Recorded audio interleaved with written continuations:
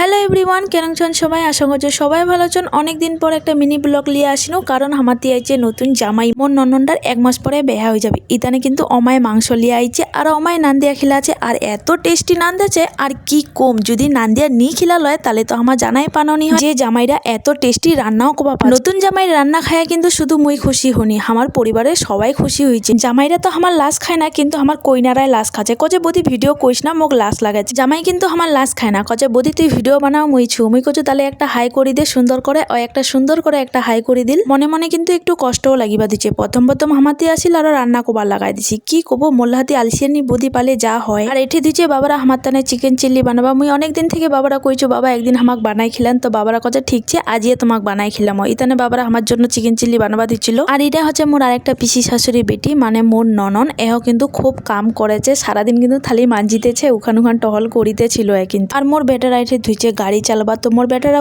কোনো বাবা একটা হাই করিতে তো সুন্দর করে, তো একটা হাই করি দিল সুন্দর করে। আর ভাবন না তুমি খালি ভিডিওই বানাবা দিছু, মহ কাম করেছু। এতখানো কাম চোর নাই যে মুই কাম করিমি আমাক কাম লাগাই দিম আর মুই কাম করিমি, মুই খালি ভিডিও বানাম। তো মুই এঠে ধুইছু ঘন্ট শাক নান দিবা। তো পরে ঘন্ট শাক খান বুনুরাই নান দিছে। মোর মিনি ব্লগ খান এঠেই শেষ করছু। আর ভিডিও লিবা পাওনি, কেন লাগিল জানান। এই যে আমাদের নতুন জামাই কেন মানাইছে জোড়া রাখে একটু কর।